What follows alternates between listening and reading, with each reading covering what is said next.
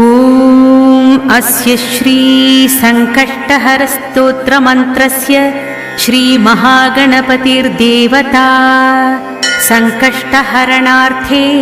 जपे विनियोगः। ॐ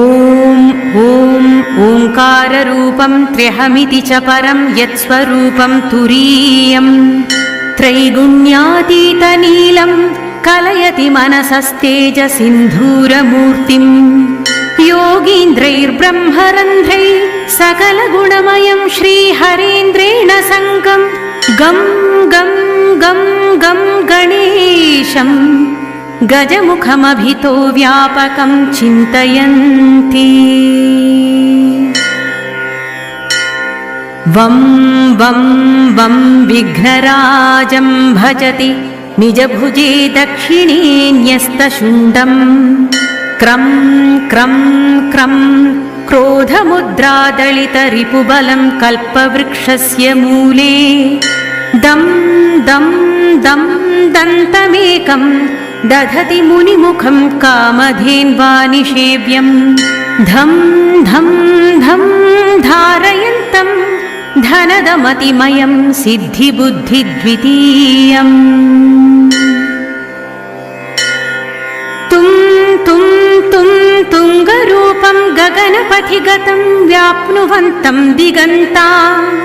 क्लीं क्लीं क्लीङ्कारनाथं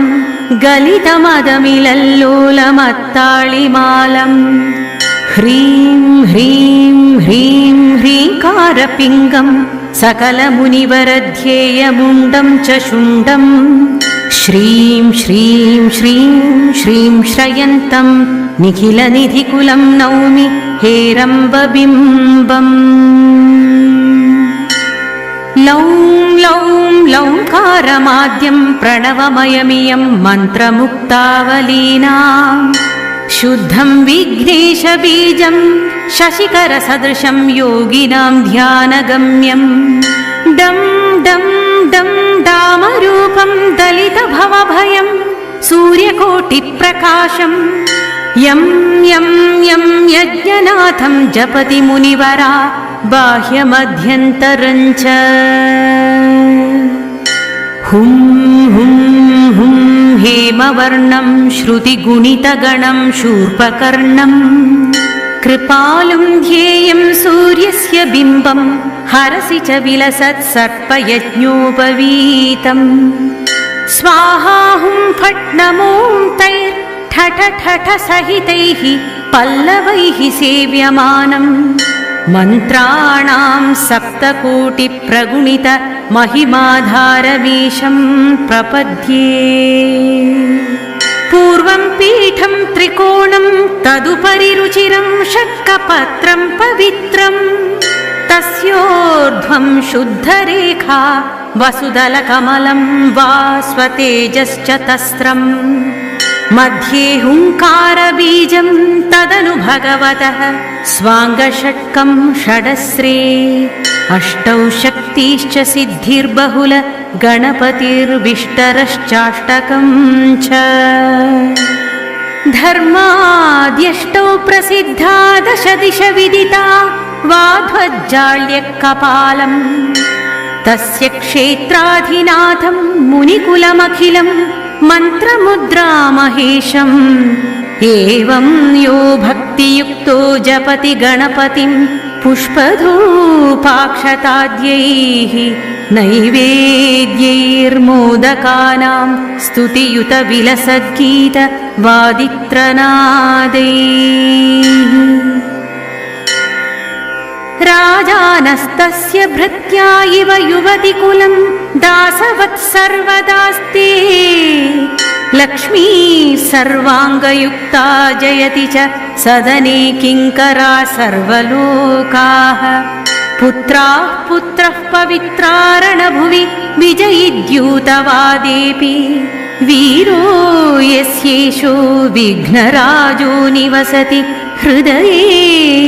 भक्तिभाग्यस्य रुद्रः।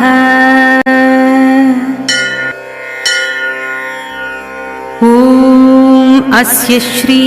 संकष्टहरस्तोत्रमन्त्रस्य श्रीमहागणपतिर्देवता संकष्टहरणार्थे जपे विनियोगः। ॐ ओङ्काररूपं त्र्यहमिति च परं यत्स्वरूपं तुरीयं त्रैगुण्यातीतनीलं कलयति मनसस्तेजसिन्धूरमूर्तिं योगीन्द्रैर्ब्रह्मरन्ध्रैः सकलगुणमयं श्रीहरेन्द्रेण सङ्गं गं गं गं गं गणेशं गजमुखमभितो व्यापकं चिन्तयन्ति। वं वं वं विघ्नराजं भजति निजभुजे दक्षिणे न्यस्तशुण्डं क्रं क्रं क्रं क्रोधमुद्रादलितरिपुबलं कल्पवृक्षस्य मूले दं दं दं दन्तमेकं दधति मुनिमुखं कामधेन्वानिषेव्यं धं धं धं धारयन्तं धनदमतिमयं सिद्धिबुद्धिद्वितीयम्। तुं तुं तुं तुङ्गरूपं गगनपथिगतं व्याप्नुवन्तं दिगन्ता क्लीं क्लीं क्लीङ्कारनाथं गलितमदमिलल्लोलमत्ताळिमालम् ह्रीं ह्रीं ह्रीं ह्रीङ्कारपिङ्गं सकलमुनिवरध्येयमुण्डं च शुण्डं श्रीं श्रीं श्रीं श्रीं श्रयन्तं निखिलनिधिकुलं नौमि हेरम्बबिम्बम्। लौं लौं लौङ्कारमाद्यं प्रणवमयमियं मन्त्रमुक्तावलीनां शुद्धं विघ्नेशबीजं शशिकरसदृशं योगिनां ध्यानगम्यं डं डं डं डामरूपं दलितभवभयं सूर्यकोटिप्रकाशं यं यं यं यज्ञनाथं जपति मुनिवरा बाह्यमध्यन्तरं च हुं हुं हुं हेमवर्णं श्रुतिगुणितगणं शूर्पकर्णं कृपालुं ध्येयं सूर्यस्य बिम्बं हरसि च विलसत्सर्पयज्ञोपवीतं स्वाहा हुं फट् नमो तैर्ठठ ठठ सहितैः पल्लवैः सेव्यमानम् मन्त्राणां सप्तकोटिप्रगुणित महिमाधारमीशं प्रपद्ये। पूर्वं पीठं त्रिकोणं तदुपरि रुचिरं शक्कपत्रं पवित्रं तस्योर्ध्वं शुद्धरेखा वसुदलकमलं वा स्वतेजश्च तस्रं मध्ये हुङ्कारबीजं तदनु भगवतः स्वाङ्गषट्कं षडस्रे अष्टौ शक्तिश्च सिद्धिर्बहुल गणपतिर्विष्टरश्चाष्टकं च धर्माद्यष्टौ प्रसिद्धा दश दिश विदिता वाध्वज्जाल्यकपालम् तस्य क्षेत्राधिनाथं मुनिकुलमखिलं मन्त्रमुद्रामहेशम् एवं यो भक्तियुक्तो जपति गणपतिं पुष्पधूपाक्षताद्यैः नैवेद्यैर्मोदकानां स्तुतियुतविलसद्गीत वादित्रनादैः राजानस्तस्य भृत्या इव युवतिकुलं दासवत्सर्वदास्ते लक्ष्मी सर्वाङ्गयुक्ता जयति च सदने किङ्करा सर्वलोकाः पुत्राः पुत्रः पवित्रारणभुवि विजयिद्यूतवादेऽपि वीरो यस्येषो विघ्नराजो निवसति हृदये भक्तिभाग्यस्य रुद्रः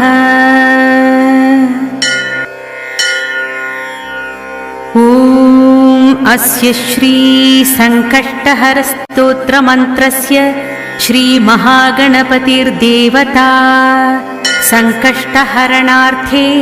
जपे विनियोगः। ॐ ओङ्काररूपं त्र्यहमिति च परं यत्स्वरूपं तुरीयं त्रैगुण्यातीतनीलं कलयति मनसस्तेजसिन्धूरमूर्तिं योगीन्द्रैर्ब्रह्मरन्ध्रैः सकलगुणमयं श्रीहरेन्द्रेण सङ्गं गं गं गं गं गणेशं गजमुखमभितो व्यापकं चिन्तयन्ति। वं वं वं विघ्नराजं भजति निजभुजे दक्षिणे न्यस्तशुण्डं क्रं क्रं क्रं क्रोधमुद्रादलितरिपुबलं कल्पवृक्षस्य मूले दं दं दं दन्तमेकं दधति मुनिमुखं कामधेन्वानिषेव्यं धं धं धं धारयन्तं धनदमतिमयं सिद्धिबुद्धिद्वितीयम्। तुं तुं तुं तुङ्गरूपं गगनपथिगतं व्याप्नुवन्तं दिगन्ता क्लीं क्लीं क्लीङ्कारनाथं गलितमदमिलल्लोलमत्ताळिमालम् ह्रीं ह्रीं ह्रीं ह्रीङ्कारपिङ्गं सकलमुनिवरध्येयमुण्डं च शुण्डं श्रीं श्रीं श्रीं श्रीं श्रयन्तं निखिलनिधिकुलं नौमि हेरम्बबिम्बम्। लौं लौं लौङ्कारमाद्यं प्रणवमयमियं मन्त्रमुक्तावलीनां शुद्धं विघ्नेशबीजं शशिकरसदृशं योगिनां ध्यानगम्यं डं डं डं डामरूपं दलितभवभयं सूर्यकोटिप्रकाशं यं यं यं यज्ञनाथं जपति मुनिवरा बाह्यमध्यन्तरं च हुं हुं हुं हेमवर्णं श्रुतिगुणितगणं शूर्पकर्णं कृपालुं ध्येयं सूर्यस्य बिम्बं हरसि च विलसत्सर्पयज्ञोपवीतम् स्वाहा हुं फट् नमो तैर्ठठ ठठ सहितैः पल्लवैः सेव्यमानम् मन्त्राणां सप्तकोटिप्रगुणित महिमाधारमीशं प्रपद्ये। पूर्वं पीठं त्रिकोणं तदुपरि रुचिरं शक्कपत्रं पवित्रं तस्योर्ध्वं शुद्धरेखा वसुदलकमलं वा स्वतेजश्च तस्रम् मध्ये हुङ्कारबीजं तदनु भगवतः स्वाङ्गषट्कं षडस्रे अष्टौ शक्तिश्च सिद्धिर्बहुल गणपतिर्विष्टरश्चाष्टकं च धर्माद्यष्टौ प्रसिद्धा दश दिश विदिता वाध्वज्जाल्यकपालम् तस्य क्षेत्राधिनाथं मुनिकुलमखिलं मन्त्रमुद्रामहेशम् एवं यो भक्तियुक्तो जपति गणपतिं पुष्पधूपाक्षताद्यैः नैवेद्यैर्मोदकानां स्तुतियुतविलसद्गीत वादित्रनादैः राजानस्तस्य भृत्या इव युवतिकुलं दासवत्सर्वदास्ते लक्ष्मी सर्वाङ्गयुक्ता जयति च सदने किङ्करा सर्वलोकाः पुत्राः पुत्रः पवित्रारणभुवि विजयिद्यूतवादेऽपि वीरो यस्येषो विघ्नराजो निवसति हृदये भक्तिभाग्यस्य रुद्रः। ॐ अस्य श्री संकष्टहरस्तोत्रमन्त्रस्य श्रीमहागणपतिर्देवता संकष्टहरणार्थे जपे विनियोगः। ॐ ओङ्काररूपं त्र्यहमिति च परं यत्स्वरूपं तुरीयम् त्रैगुण्यातीतनीलं कलयति मनसस्तेजसिन्धूरमूर्तिम् योगीन्द्रैर्ब्रह्मरन्ध्रैः सकलगुणमयं श्रीहरेन्द्रेण सङ्गं गं गं गं गं गणेशं गजमुखमभितो व्यापकं चिन्तयन्ति वं वं वं विघ्नराजं भजति निजभुजे दक्षिणे न्यस्तशुण्डं क्रं क्रं क्रं क्रोधमुद्रादलितरिपुबलं कल्पवृक्षस्य मूले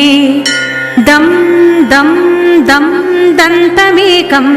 दधति मुनिमुखं कामधेन्वानिषेव्यं धं धं धं धारयन्तं धनदमतिमयं सिद्धिबुद्धिद्वितीयम्